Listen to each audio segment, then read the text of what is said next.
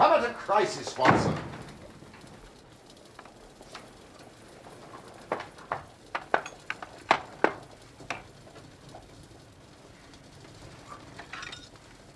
Help yourself to tobacco from the Persian slipper. I shall be at your service in an instant.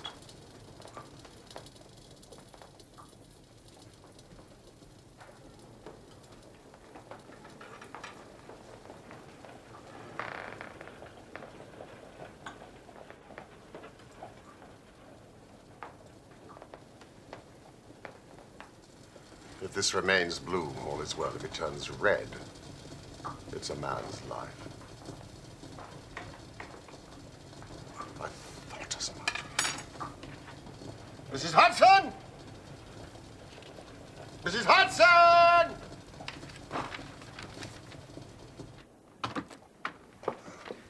Would you find Billy, please, and tell him to dispatch these telegrams without delay? Thank you. Oh, sit down, Watson. Ah.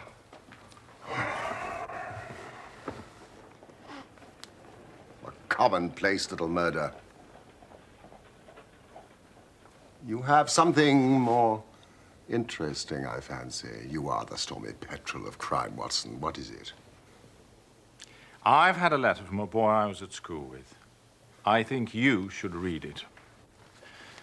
Percy Phelps, brilliant boy, carried off every prize the school had to offer, went on to fresh triumphs at Cambridge.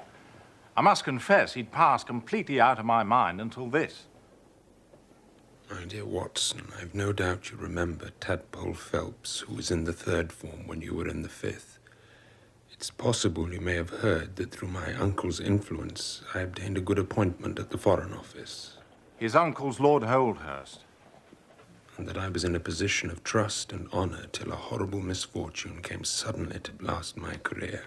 Yes, his gaudy connections did him little good at school. It seemed to us a piquant thing to chevy him about the playground, hit him over the shins with a wicket. Do you think you could bring your friend Mr. Holmes down to see me? It doesn't tell us much. Yeah, hardly anything. But the writing is of interest. It is a woman's. No, a man's, surely. No, a woman's. You know, at the commencement of a case, it is always something to know that a client is in close contact with someone who, for good or evil, has an exceptional nature. You're interested. Indeed. Well, if you are ready, let us start for Braybury House, Woking at once. Well, my practice... Oh. Well, I mean, if your cases are more interesting than mine. I was going to say my practice would do very well for a day or two. It's the slackest time of the year. Excellent. Then let us visit this diplomatist who is in such evil case, and the lady to whom he dictates his letters. Mrs. Hudson! Hot water!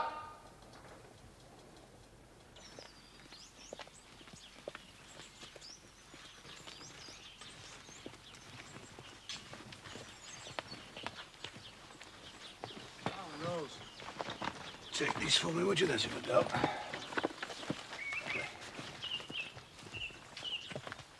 Mr. Sherlock Holmes. And this is my colleague and friend, Dr. Watson. Dr. Watson, I'm so glad you've come.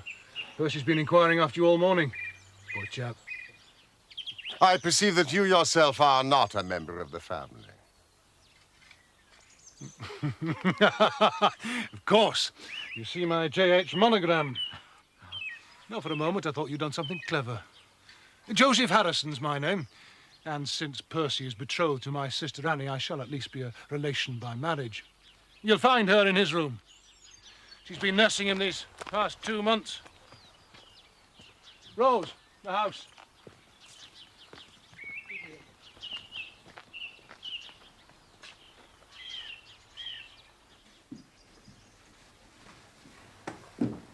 Now listen, they're here. Shall I leave? No. No.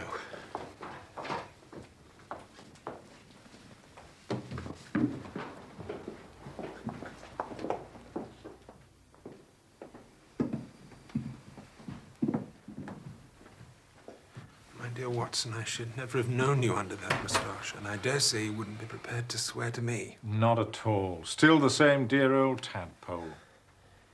And this, I presume, is your celebrated friend. Mr. Sherlock Holmes, Mr. Percy Phelps. And I'm Miss Harrison. My fiancée and my nurse. Please, sit down.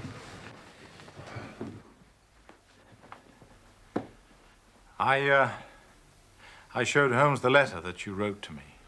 Yes, I hoped you would. It was rather short on detail. Then let me get straight to the point. I work as a clerk in the Foreign Office. My uncle is Lord Holdhurst. When he became Foreign Minister, he gave me occasional delicate missions of trust, which I always managed to conduct successfully. I'm sure you did, old chap. Pray, continue, Mr. Phelps. Nearly 10 weeks ago, it was the evening of the 23rd of May, he called me into his private room.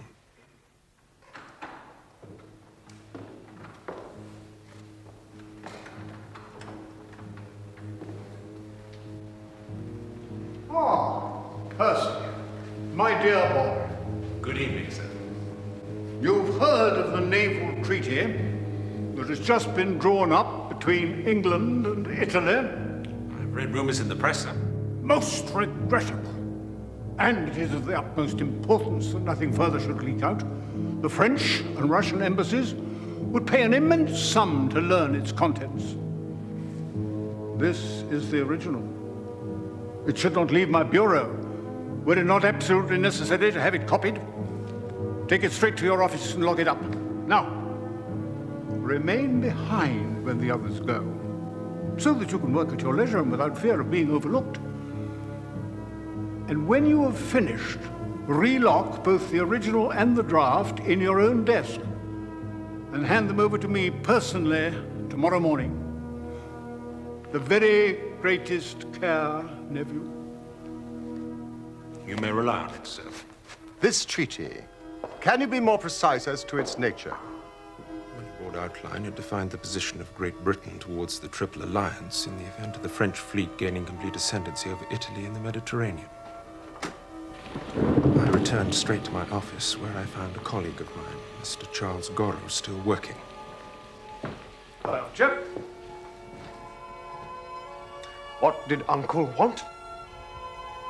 To congratulate me on my engagement.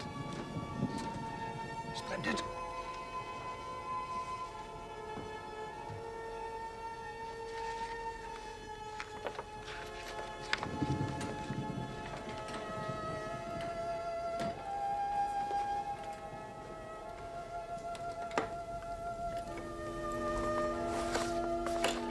Nothing else? Some fishing dispute he wanted me to copy.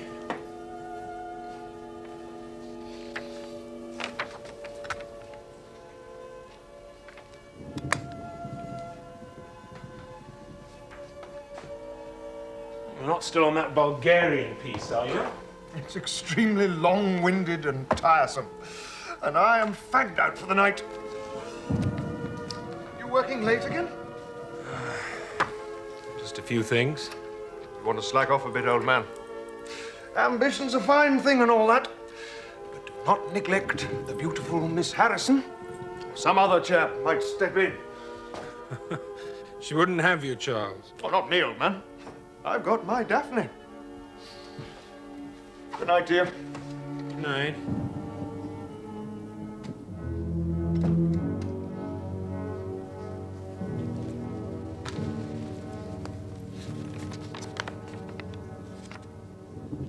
You made sure that he was gone before you started work.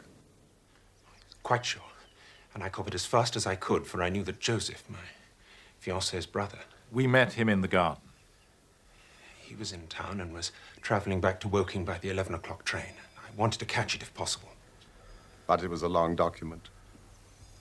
Written in French.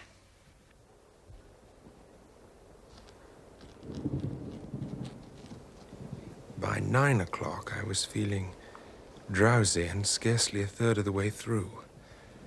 I thought a cup of coffee might clear my brain, so I rang the commissionaire who stays on duty all night in a small lodge at the bottom of the stairs.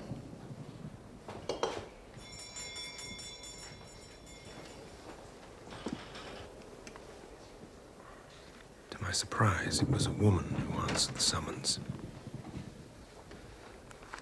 I'm sorry, I was ringing for Mr. Tangi. I'm his wife, sir. I do the char work in this building. Well, I was wondering if you might bring me a cup of coffee. I'll go and ask him, sir. This woman. You've never noticed her in the building before? Never. The coffee was some time coming. So I went down to investigate. Leaving the room unguarded? Yes. I found Tangi asleep.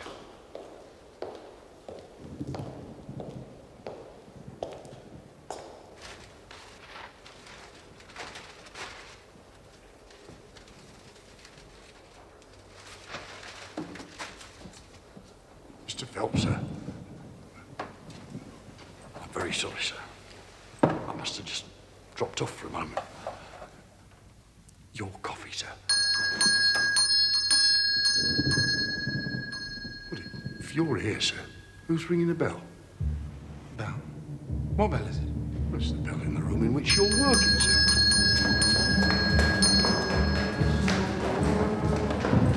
Ran back upstairs, and the document was gone from your desk. Yes. God, no.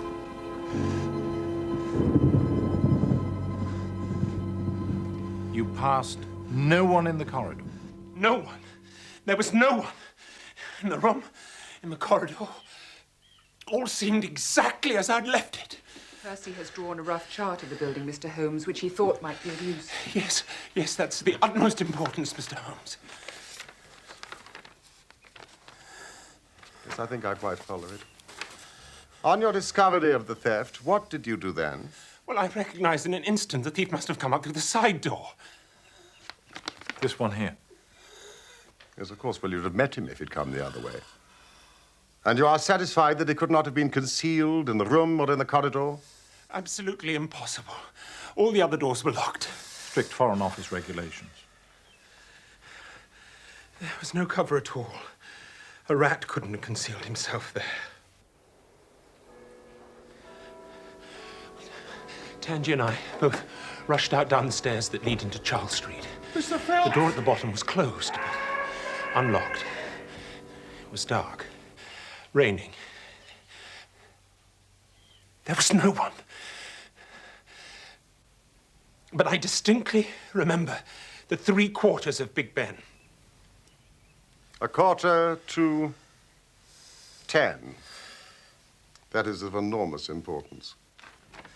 They came out here, you see, Holmes? On the corner, we found a policeman, but he'd seen no one leave the building in the last quarter of an hour except for the commissionaire's wife. So we ran through to Whitehall. It was full of traffic, people coming and going, all only too eager to find a place of shelter on so wet a night. No lounger to tell you who'd passed? None. Had it been raining all evening? Since about 7. This chain of events is certainly of extraordinary interest. And so you returned to the office? Examined it, I presume, to see if the intruder had left any traces. Muddy footmarks, any cigar end, or dropped glove, hairpin? There was nothing. Except the tangible fact that the commissionaire's wife had run out of the building not 10 minutes earlier. What did you do next, Mr. Phelps? The constable alerted Scotland Yard. It was then, for the first time, the full horror of my situation came upon me. I'd been so confident of regaining the treaty. I dared not think. Watson will tell you I was a nervous, sensitive boy at school. It's my nature. I thought of my uncle, his cabinet colleagues, the shame I'd brought upon them, myself, everyone connected with me. Though I was the victim of an accident, there are no allowance for accidents in diplomatic circles. Ruin. Shamefully. Hopelessly. Ruin. Steady on, old chap. There. There. All right. Stand back, will you, Holmes?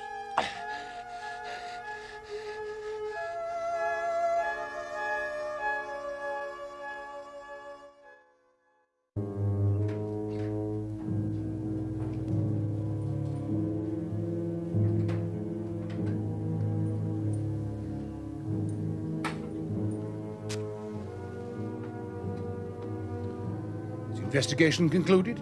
Adjourned. Poor old Percy. Terrible strain, all this. Career in the balance. It seems not to have affected your sister's devotion. How long has she known Mr. Phelps? Well, they met in Northumberland in the winter. Percy was travelling on government business in our part of the world. It was love at first sight. Do your people approve of the match? Indeed, Mr. Holmes. Especially when they learnt of Percy's connection with Lord Holdhurst. My father is an ironmaster and a staunch supporter of the Conservative Party. She came down here to meet Percy's people, and you came as escort. That's right. Just before they left for America. The wedding is planned for September, if the poor chap recovers. I suppose you only intended a short visit, and then came the smash.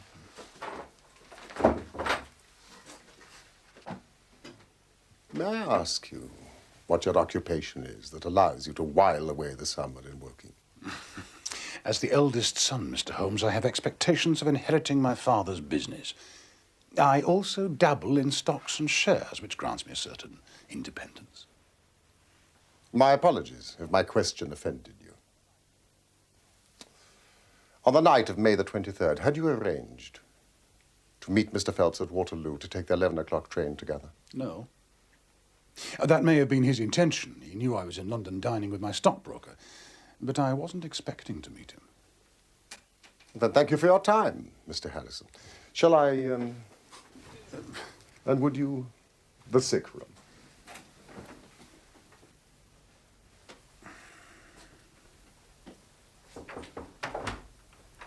Mr. Holmes, I do apologize. I feel calmer now thanks to Watson's ministration. Gently with him, Holmes. Mr. Phelps, that is just the matter of the commissionaire's wife. Yes, of course. As I remember, shortly after our return to my office, Inspector Forbes of the Yard arrived to take up the case with considerable energy. We hired a hansom, and within half an hour we were at the Tangys' home in Brixton. The door was opened by his eldest daughter. Who wants you one? Is your mother at home? Not yet. She does a night job, cleaning. Well, wait for her, if you don't mind. In here. You get back in here now. Go on. And shut the door. After about 10 minutes, we heard the front door. And here we made one serious mistake for which I blame myself. Yeah, Mum. There's two men in the parlour wants to talk to you. Oh, my God.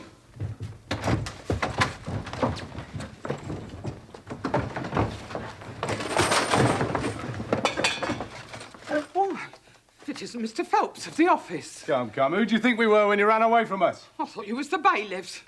We've had some trouble with a tradesman.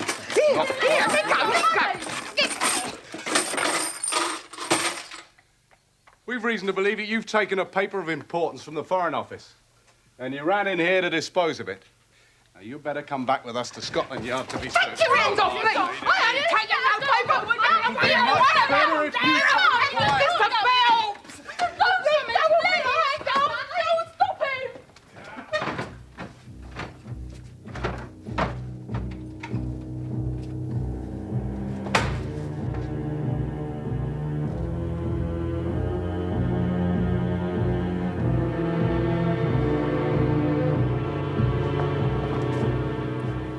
Made a full examination of the kitchen? Yes. There was no sign of the documents. four-wheeler was brought and we all three drove back in it to Scotland Yard. I waited in an agony of suspense until the female searcher came back with her report. They found nothing. After that, I have no clear recollection. I believe a police officer drove me to Waterloo, where, by the merest good fortune, I met Dr. Ferrier, who lives near us, and was traveling down by the next train. The train you caught now would have been?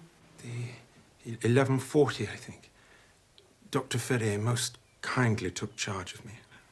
Just as well he did, for I had a fit in the station, and before we reached home, I was practically a raving lunatic. Your brother had already returned? Yes.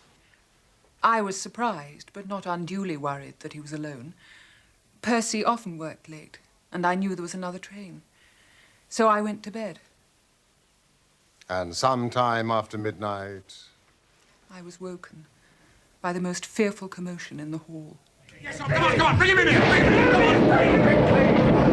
Come on! Oh, God! God! Your brother was sleeping down here in this room? Yes. My family were taking advantage of their trip to America to have several of the upstairs bedrooms redecorated. It was evident that poor Percy was in for a long illness. So Joseph was bundled up to my room. And this was turned into a sick room. For me.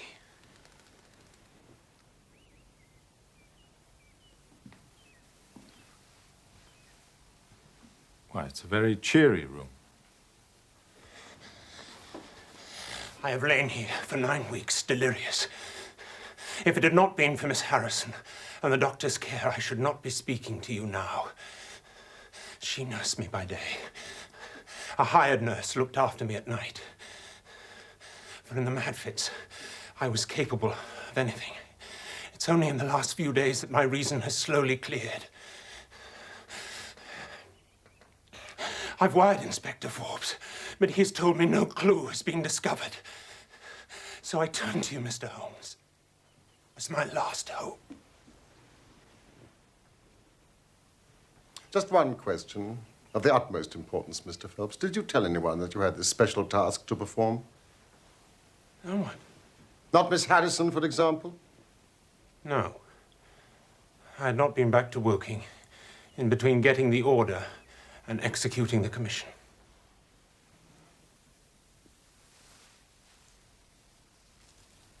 What a lovely thing, a rose is.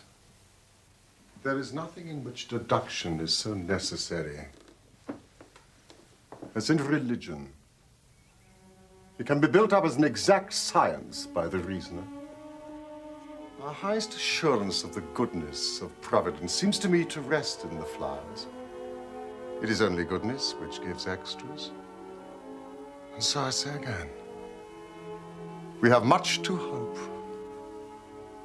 from the flowers.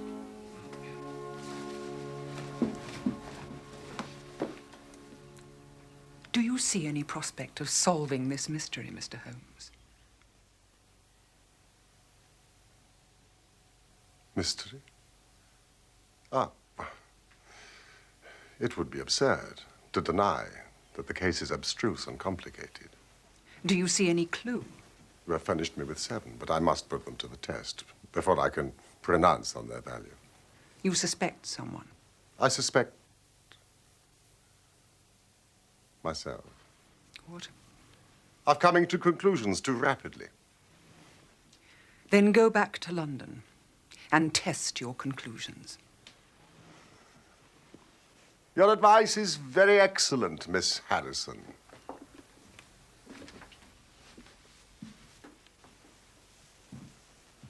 Mr. Phelps, do not indulge yourself in false hopes. The affair is a very tangled one, and I am not a magician.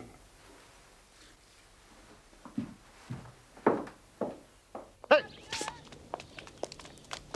Little varmint. What do you think of Miss Harrison? A good sort, or I'm mistaken. I thought you were rather terse with her. Was I? She was only protecting her loved one. A little overprotective, perhaps. Surely you don't believe that she had anything to do with it? The most difficult crime to track down, Watson, is the one which is purposeless. Now, this is not purposeless. But who is it that profits by it?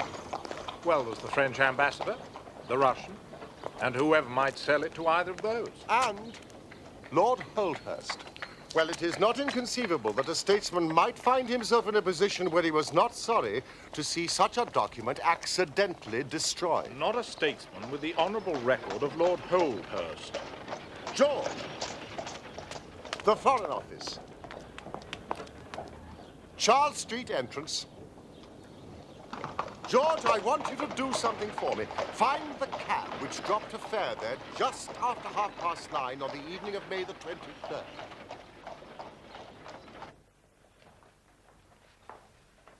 Godot.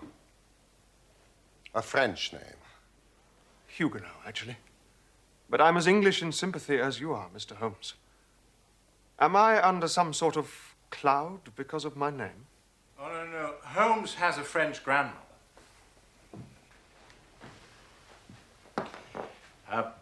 I'd make yourself scarce if you want to avoid Inspector Forbes. We've arranged to meet him here in 5 minutes. Yes, I have been questioned by him already. I shall do as you say. Good night to you both. Good night. Good night. No secret doors. The windows quite 30 feet above the ground, fastened on the inner side.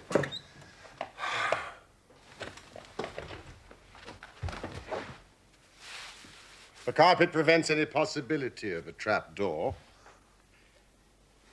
Now, whoever rang the bell rope must have come right over to the desk. Why ring it? I mean, was it the thief out of bravado? Or was it someone with the thief who tried to prevent the crime?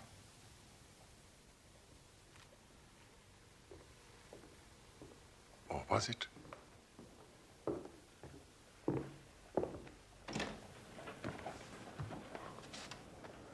Inspector Forbes, I believe. Mr. Holmes, I'm a very busy man. I have other cases besides this one. But none so vital to the national interest, I'll wager. May I introduce my friend and colleague, Dr. Watson? What do you want from me, Holmes? I know about your methods. You're ready enough to use our information. Then you try and finish the case yourself and bring discredit on us. On the contrary, in my last 53 cases, my name has appeared in only 4, and the police have the credit in 49. I don't blame you for not knowing this. You are young and inexperienced. But if you wish to get on in your duties, you will work with me and not against me. Now then, what steps have you taken? Tanji, the commissionaire we've cleared. He left the guards with a good character. His wife's a bad lot, though. She drinks. What about the clerk? Godot. He's been shadowed all these 9 weeks. We can show nothing against him. Have you formed any theory about how this bell rang? No. I must confess that beats me. It was a cool hand, whoever it was. Go and give the alarm like that. Yes, it was a very queer thing to do. Well, many thanks, Inspector, and if I can put this thief in your hands, you shall hear from me. Come along, Watson. May I ask where you're going now? To interview Lord Holdhurst, the cabinet minister and very possibly the next Premier of England. Good evening, Inspector. I can't pretend, Mr. Holmes, that I'm ignorant of the reason for your visit. But in whose interests are you acting, may I ask? In the part of Mr. Percy Phelps. Ah, my unfortunate nephew. You can understand that our kinship makes it the more impossible for me to screen him in any way. Yes, but if the document is found, Lord Holdhurst. That, of course, would be different.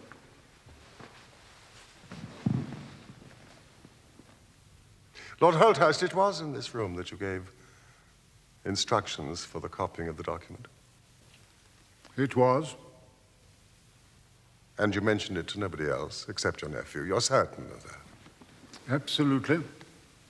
Then, if nobody else knew of it, you would agree that the thief's presence in your nephew's room was purely accidental. I mean, he saw his chance and took it. You take me out of my province there, Mr. Holmes.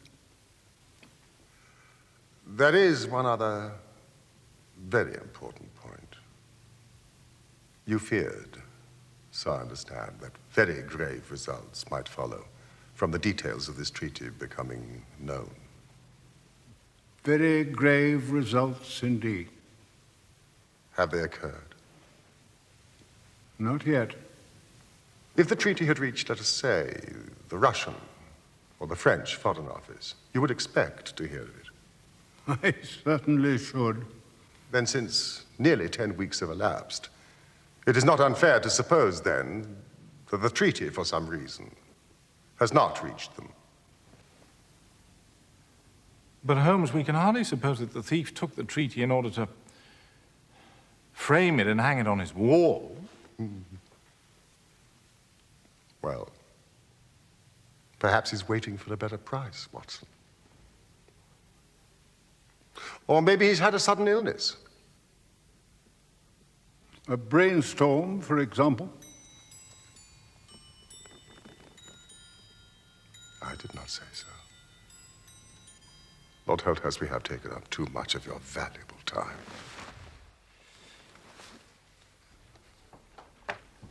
Fine fellow. Heavy responsibilities. Yes, but he has a struggle to keep up his position, and he's far from rich. You noticed, of course, that his boots have been resold. Really? I shall do nothing more today unless I get an answer to my cab inquiry. Ah.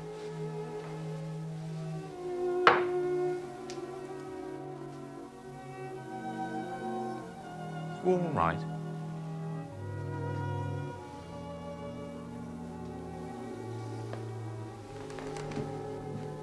Oh, Watson, I won't detain you any longer from your legitimate work.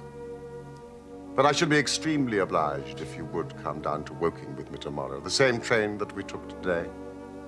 Yes, of course.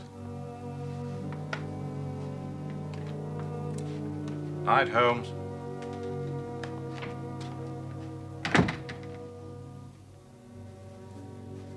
No. No. Tonight I shall sleep my own sleep. And alone. But Percy... Mr. Holmes has imbued me with fresh hope, and I feel I'm on the mend. We have an appointment in church in September, my love, and I mean to keep it.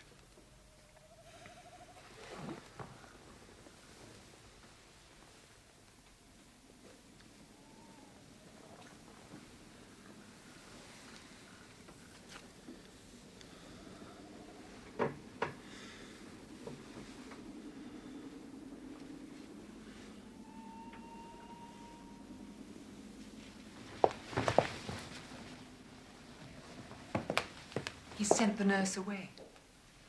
At last. He puts too much faith in the great detective. Well, it's you that's kept his flame alive, not some detective. And you, brother. Without you to support me...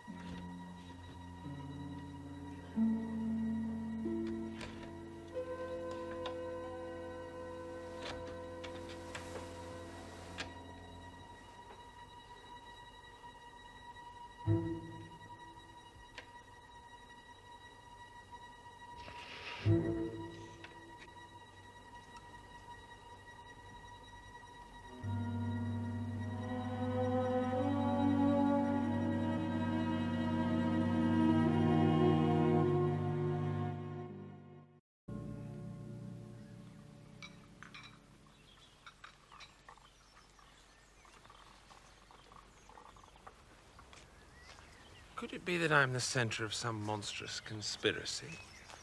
And that my life is aimed at, as well as my honor? I'm, as far as I know, an enemy in the world. You certainly have had your share of misfortune, old chap. I think I may have found the spot where the fellow scaled the wall.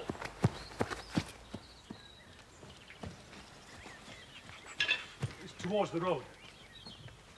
Ah, do you think this was done last night? It looks rather old to me. No, I fancy we shall get no help there. Now, why did the intruder choose the window onto the courtyard? I should have thought this side of the house would have been easier.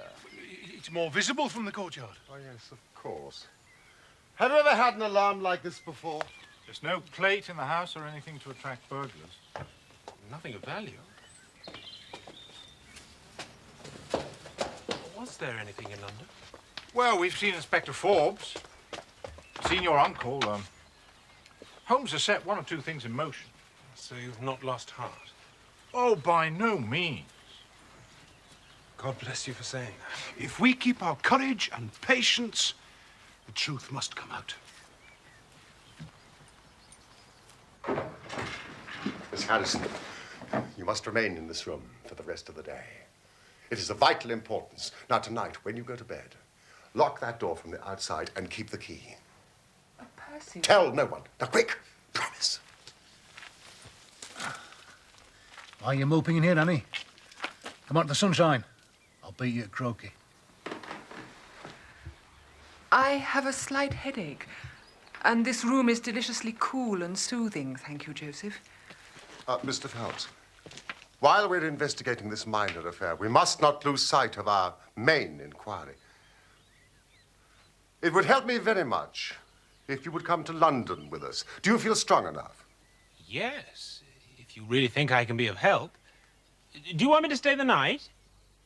I was on the point of proposing it. Then if my friend of the night comes to visit me, he'll find the bird flown. But what about Annie? Mr. Harrison will look after her, and my friend Watson will take care of your medical needs. Could you be ready to leave in an hour? We are all in your hands, Mr. Holmes.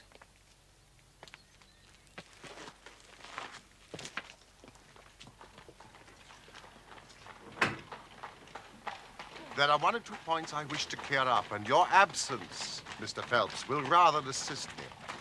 Watson, when you reach London, drive our friend straight to Baker Street and remain with him until I see you again. Now, gentlemen, I shall leave you. What about our investigation in London? I hope to be in London in time for breakfast. He really is the most inscrutable fellow, Watson.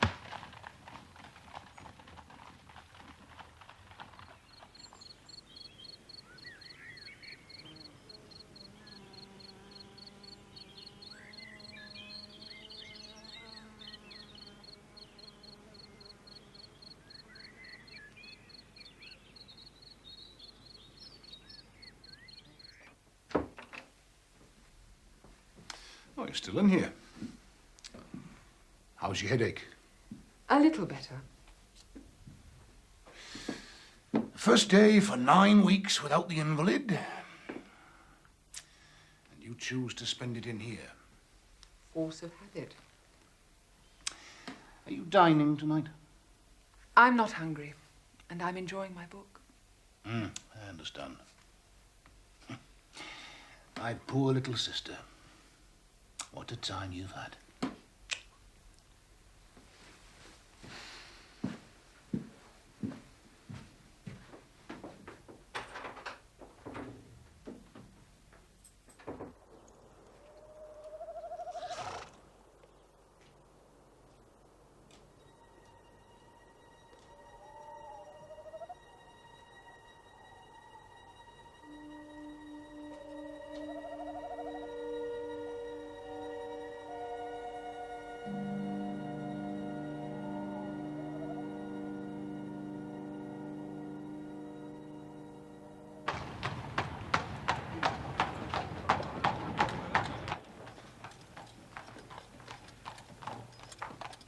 That'll be Mr. Holmes returning now, sir. Thank you, Horace.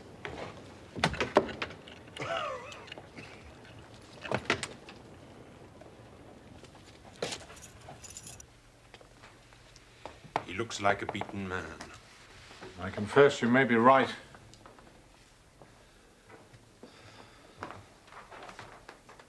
I hope for so much.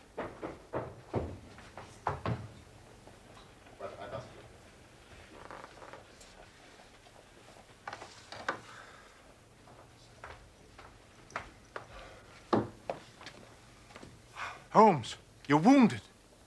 Oh, it's only a scratch to my own clumsiness. Good morning, Mr. Phelps. This case of yours is certainly one of the darkest I have ever investigated. It has been a remarkable experience. Oh, come along, Holmes. That bandage tells of adventures. Now, what happened? After breakfast, my dear Watson, remember, I have breathed 30 miles of sunny air this morning. There's been no answer to my cab inquiry, I suppose. Well, one cannot score every time. Mrs. Hudson, you have risen to the occasion. Won't you join us, Mr. Phelps? Now, what's in this? A curried chicken, sir. And this? Ham and eggs. Her cuisine is a little limited, but she has as good an idea of breakfast as any Scotswoman. Now, what will you take, Mr. Phelps? Curried fowl, eggs, or will you help yourself? Thank you. I can eat nothing. Oh, please, try the dish before you. Thank you. I would really rather not. Oh, well, then I suppose you have no objection to helping me.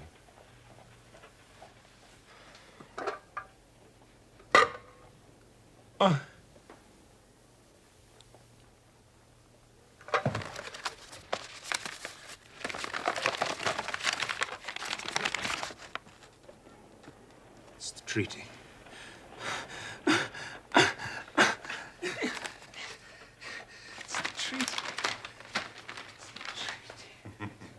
My God, it's the treaty!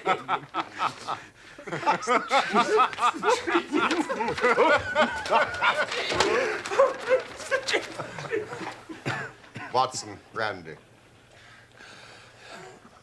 Ah, there. It really was too bad of me to spring it on you like that. But Watson here will tell you that I never can resist a touch of the dramatic. God bless you for saving my honor. Thank you, Mrs. Hudson. Oh, thank you for your many considerations. A Scotswoman's breakfast, indeed. A silly bit of paper. Please, tell me how you got it. Where it was. After I left you, I settled myself into the English countryside and spent a charming afternoon. I remained there until dusk. And then I returned to your house. I clambered over the wall and made my way through the undergrowth until I reached the stables just opposite your bedroom window. The blind in your window had not yet been drawn, and I could see Miss Harrison reading a book by the light from a lamp. It was about 10:15 when she closed the book, moved across the room, carrying the lamp with her. But I felt quite sure that she had turned the key in the lock. Key? The instructions I gave her, which she carried out to the letter. Mr. Phelps, she is a lady of rare character. Without her cooperation, you would not have that paper in your hand now. It was a weary vigil. But it had the sort of excitement a sportsman feels when he lies before the watercourse and waits for the big game.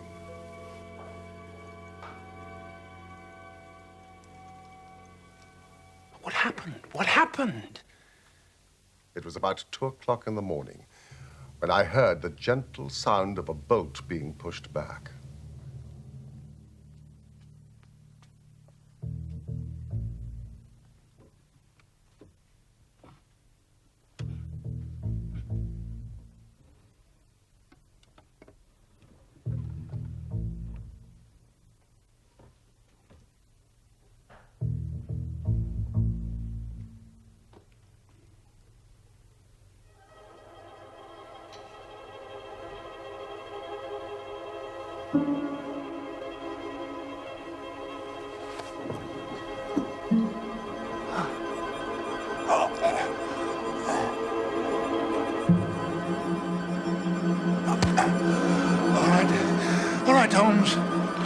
What you gonna do with me? I've got what I want. Now, run for it.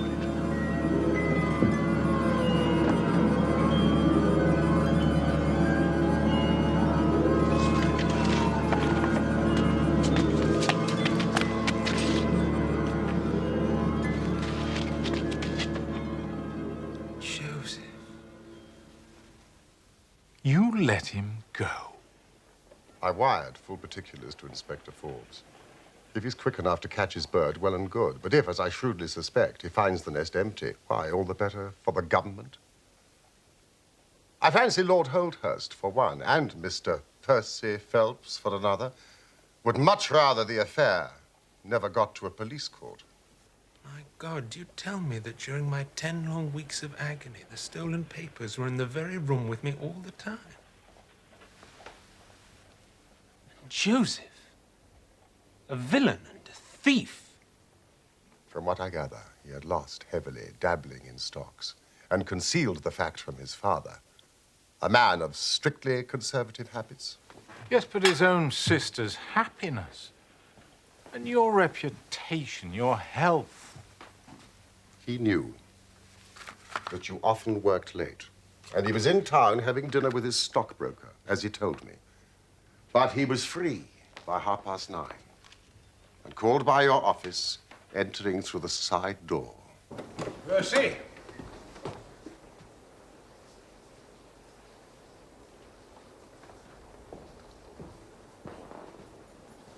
Finding no one in there, but the light on and work evidently in progress, he rang the bell.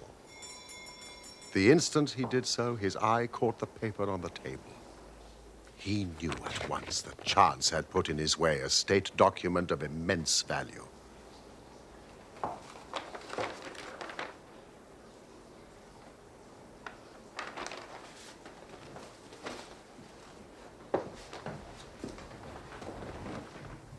Returned alone to Woking and concealed it in what he thought was a very safe place, intending to remove it in a day or two and take it to the French embassy or wherever he thought a long price was to be had.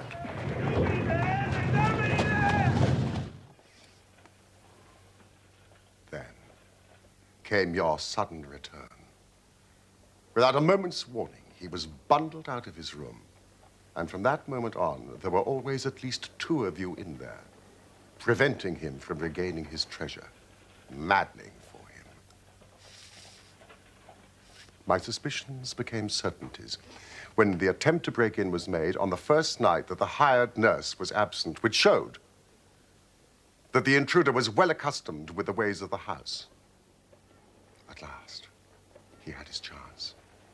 But you baffled him with your wakefulness. Yes. I didn't take my sleeping draught. But he had another chance when you came up to London. I kept Miss Harrison in the room all day so as to anticipate him. But if you already knew the papers were in the room... I thought they probably were, but I had no desire to rip up all the skirting in search of them. By allowing him to lead me to the hiding place, I saved myself an infinity of trouble. And caught him red-handed. Quite so. Yes, but why did he try the window when he might have come in through the door? To appear to be a burglar, and if necessary, make good his escape across the courtyard. The knife. You don't think he had any murderous intentions? My dear fellow, I can only say that Mr. Joseph Harrison is a gentleman to whose mercy I should be extremely unwilling to trust. That will be a young lady for you, Mr. Phelps. Annie? I left her a note to come to London the moment she woke. But, Mr. Phelps, she knows nothing as yet of her brother's criminality. Oh, yes. My dear Holmes, I can't thank you enough. I shall go down at once and explain everything. Percy, goodbye, and good luck.